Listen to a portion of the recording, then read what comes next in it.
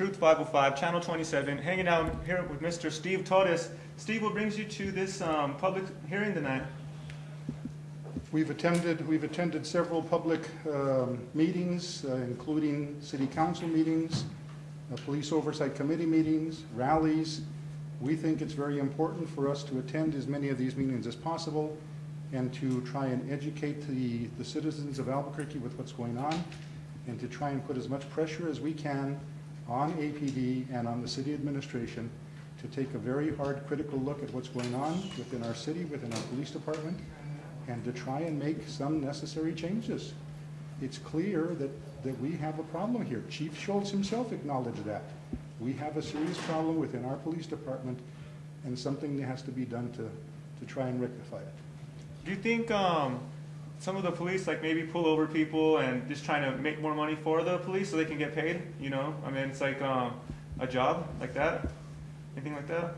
You know, I don't know if we have that situation. I've seen other cities where they do speed traps and such to trap people to bring money into the city coffers.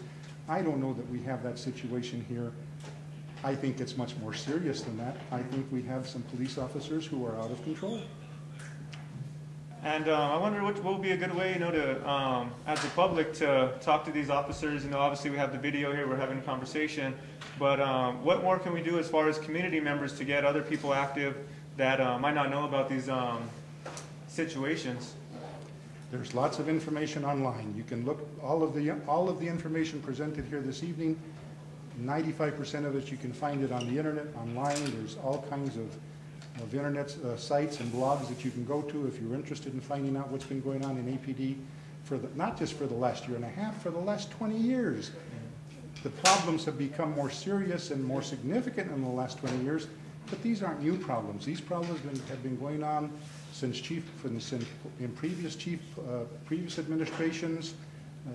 Police Chief Galvin, Police Chief Schultz. These aren't new problems. These problems have been going around, have been here for a long time, but in the last year and a half, they have become much more serious. I do hope, all law enforcement gets the proper training, because there is times, where a lot of these people here, I felt real sad for some of the stories that they're saying, because it sounds like some of this stuff could have been prevented, definitely. Oh, certainly. What I've been saying from the start, not just with respect to my son, but most of these other young men who were killed, it didn't have to happen. There were so many other alternative methods that could have been utilized, that could have been used by the police if they had been properly trained, or if they had just been willing to do it. As I said earlier, when the police confronted my son, in less than 2 minutes, he was dead. They didn't even take the amount of time that you and I are spending here talking to try and talk to my son and try and get him to explain what's going on and see if they could convince him to give himself up for whatever reason they needed. No. Yeah. From the time they confronted him, less than 2 minutes later, he was dead. So they went into your son's backyard or your backyard? Our backyard. My son was living with us at our home. And someone called the cops because he was having a... No, there was an arrest warrant out for him for an alleged road rage incident. We still haven't been given the particulars on what it was all about.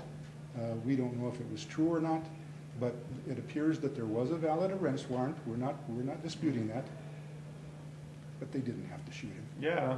They didn't have to shoot him. If it's an arrest warrant, I mean, it seems like really improper.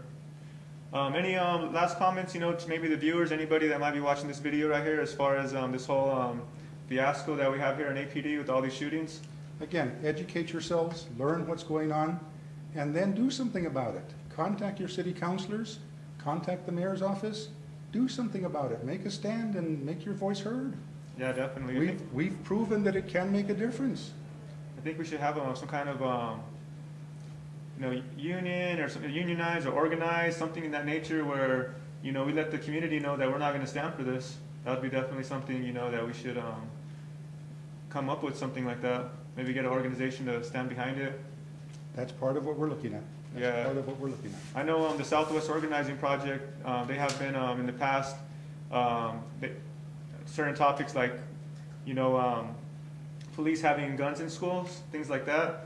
So maybe that would be a good organization to talk to. Maybe they can get something together.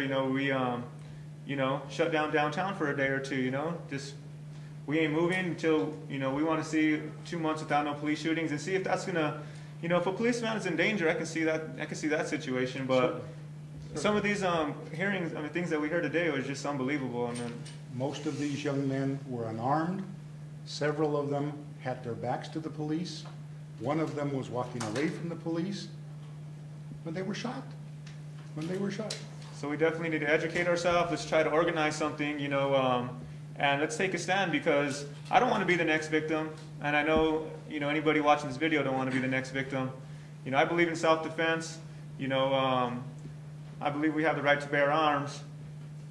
You know, but I don't believe that, you know, police should shoot us behind our backs. Definitely not. I mean, hopefully the police out there, you know, that are watching this video, you know, come to terms where, you know, we're not all criminals. We're not all selling drugs. We're not all, you know, whatever they may label us as. There's a lot of people inside this community that are trying to do good, you know, that don't need the extra hassle. Just this morning, these two guys were walking down my street, and these two cops, they just pulled them over, you know, started searching them.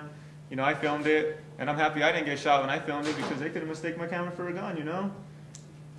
The whole reason my wife and I decided to get involved is because we don't want any other families to have to go through what we've gone through. Yeah, it's definitely tragic, you know? I mean, losing someone at any age is definitely, you know, not something that we're proud of, you know? And we definitely pay respects to all the people that have passed away, and we hope that we educate ourselves and get organized. We thank you for your time. Thank you. Thank you. Thank you very much.